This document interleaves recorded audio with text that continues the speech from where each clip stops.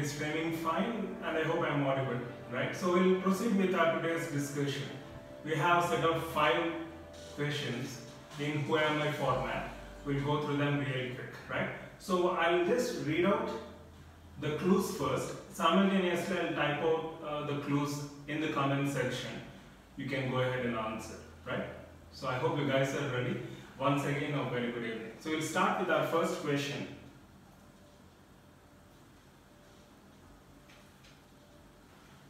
I hope I am audible. The first one. I have a crown which tips slightly to distal relative to root. I have a cingulum which is slightly distal to center. I have a mesial marginal ridge which is longer than distal marginal ridge. Who am I?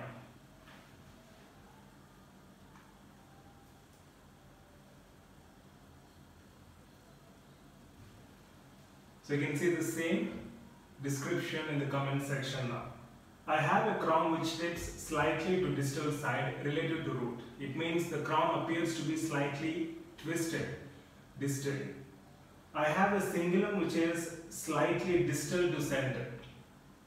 I have a mesial marginal ridge which is longer than distal marginal ridge. Who am I? So as you know, we're doing this live session on this Who Am I format, where I will be giving you a few hints or tips based on which you can construct and give out the more appropriate answer. So which tooth are we talking about?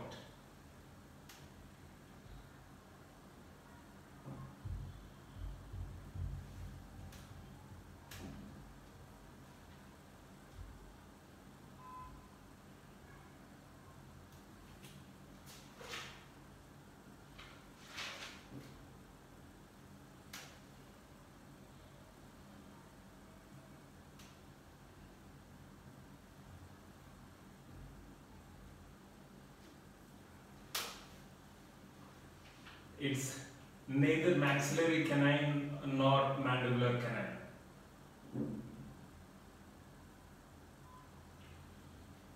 If you remember, even in morning session we have discussed in our study club, there are teeth which have cingula. First of all, we are talking about cingula which is slightly distal to center. So in case of maxillary central incisor, mandibular lateral incisor and mandibular canine, you have the cingula which is off the center. Cingula which is present in line with the center of long axis of tooth. Teeth include mandibular central, maxillary lateral and maxillary canine. We have discussed the same, right? So based on which you will get some answers. So which tooth are we talking about?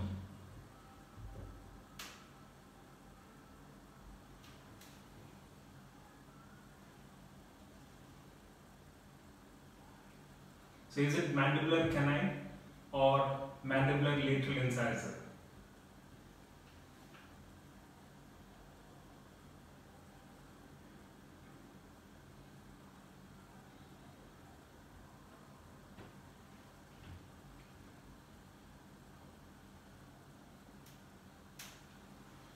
Okay, mandibular lateral incisor is the right answer. In case of mandibular lateral incisor, the mesial marginal ridge is longer than distal, whereas in mandibular central, both sides it is almost the same. And when you compare lateral with mandibular central, in case of mandibular lateral, the cingulum is off the center towards distally. And the crown appears to be tipped distally compared to the long axis of root. So all these are features of mandibular lateral incisor. Fine? Yeah. Anyways, well tried. So previous session it was comparatively easy. Let's make this session even more challenging, right? So that you can give some thought process while thinking of appropriate answer. Now, by the way, the answer is mandibular lateral incisor. We will have a second question. Let's see how many of you will answer it right.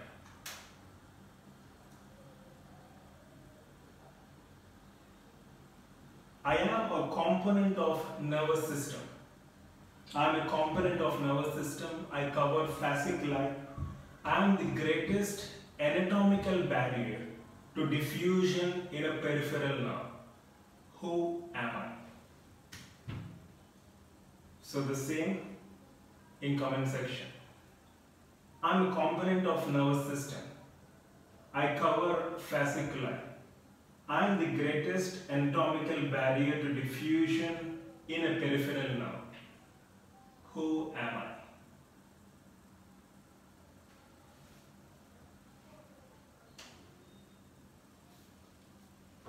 So we have individual nerve fibers which are surrounded by endoneurium, and the groups of nerve fibers 500 to 1000 collectively form fasciculi.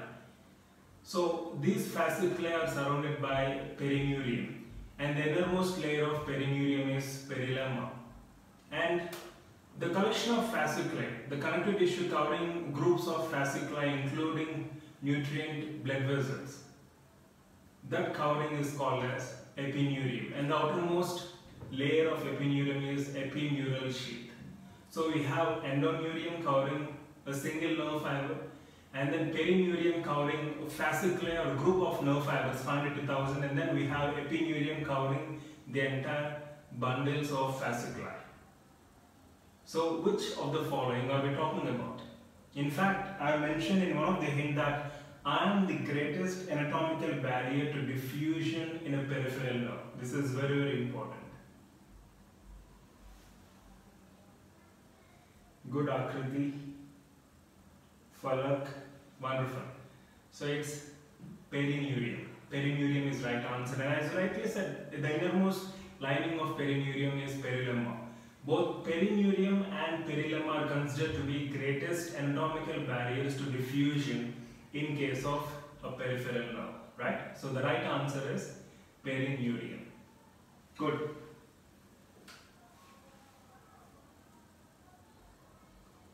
So we'll have a third question.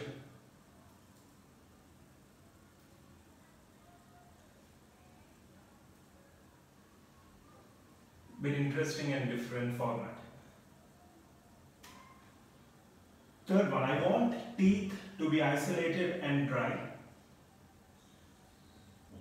I use spray, sticks or crystals, and I determine the health of a tooth. Who am I?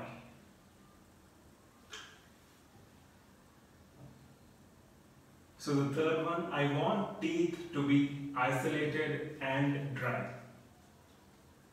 I use either spray, sticks or crystals. I determine the health condition or health status of a tooth or teeth. Who am I?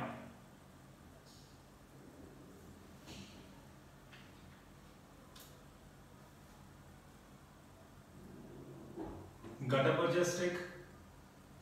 Is gutta available in form of crystals? I don't think so. Yes, dry ice is available in form of crystals. That's good. But we're not just talking about dry ice. We're talking about spray, sticks and crystals.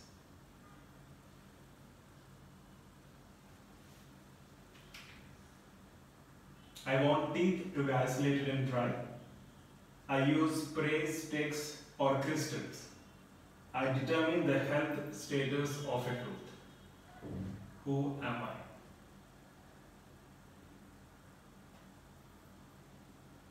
Rubber dam, vitality test, thermal test, cold thermal test, pulp test, liquid nitrogen.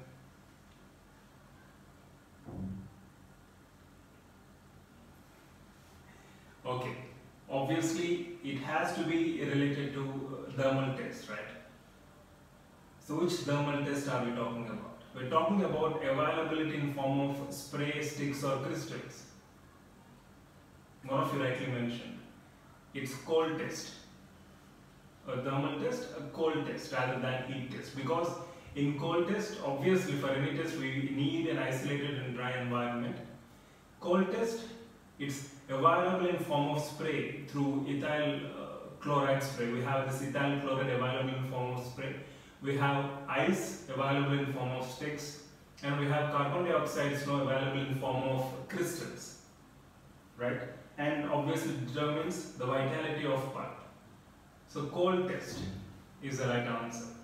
Well tried. Okay, penultimate question.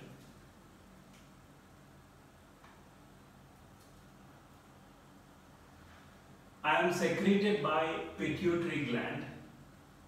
I am protein by nature. I determine whether you become a hobbit or Thor. Who am I? The same in the comment section now. I am secreted by pituitary. I am protein by nature. I determine whether you become hobbit or Thor. Who am I?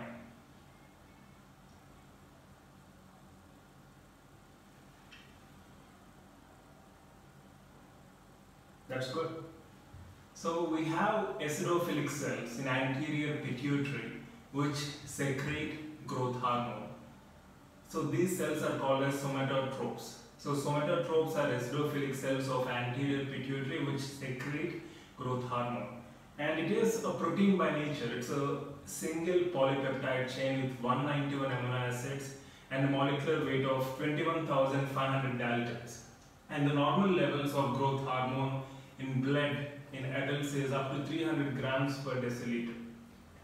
And it determines, because growth hormone plays an important role in growth of an individual by promoting mitosis. So excess would lead to gigantism, the reverse would lead to dwarfism, right? So we try to compare the same with the characters hobbit or Thor.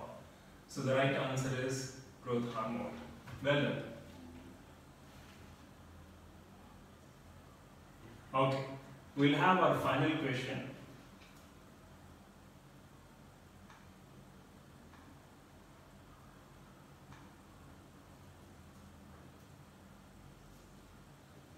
I am an instrument of choice for removal of deep subgingival calculus. I cause minimal soft tissue trauma. I have a blade that appears semicircular in cross section with a convex base. So in cross section I appear to be in the shape of semicircular with convex base. Who am I? I am an instrument of choice for removing deep subgingival calculus. I cause minimal soft tissue trauma. I have a blade that appears semicircular with convex base in cross section. Who am I?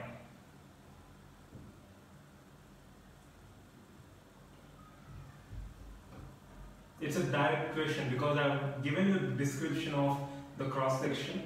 The answer is obvious.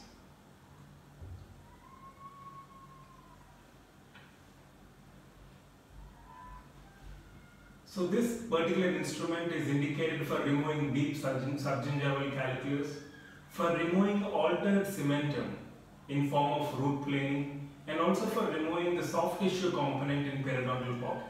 It's nothing but curette. So when you observe the cross section of a curette, it appears to be semicircular with a convex base. And most importantly, unlike scalar, it doesn't have any sharp points or corners. It has a working portion wherein on the lateral aspects there will be cutting edges. That's it. Right? In cross section it appears semicircular with convex base. So this is a classic description of a curette. Remember, it's an instrument of choice for removing deep subgingival calculus, for removing altered cementum in form of root planing, and most importantly for removing the soft tissue components or soft tissue wall contents in a periodontal pocket. Since it doesn't have sharp points or corners like a sickle scalar, it causes minimal tissue trauma. Right? So curette is the right answer. Well done.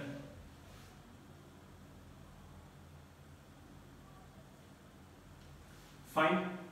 So these are the 5 set of questions which I have created for the sake of Who Am I session.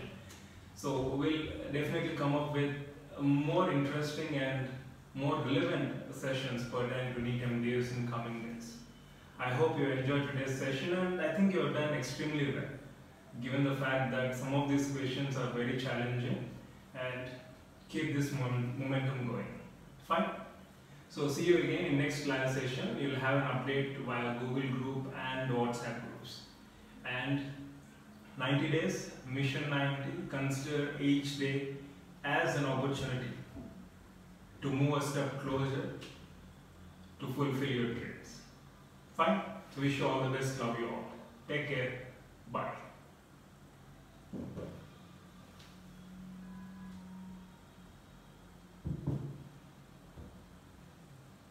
Hi Viral, you can find the same in our e-classes. You can find more videos in our e-classes. You can drop a mail for details, right?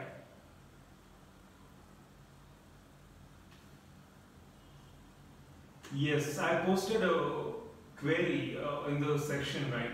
I think that's regarding the format. I don't exactly remember. I can check in Google. Just give me 1 second. Thanks Pinky Ram for reminding.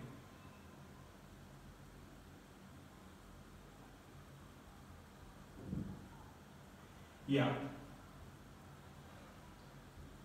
I interact with ergosterol. I am poorly absorbed from GIT. I have the potential to cause nephrotoxicity. Who am I?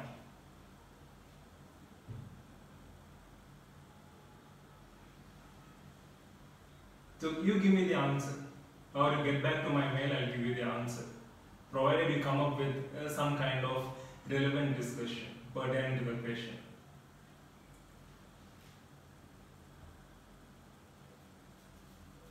Yes, let me give you a clue. It's an antifungal drug. It interacts and interferes with the cell wall formation, ergosterol. Yeah, antifungal. Definitely it's an antifungal we're talking about. You can get back after referring. Fine? I'll leave it unanswered. We'll see you again in the next class session.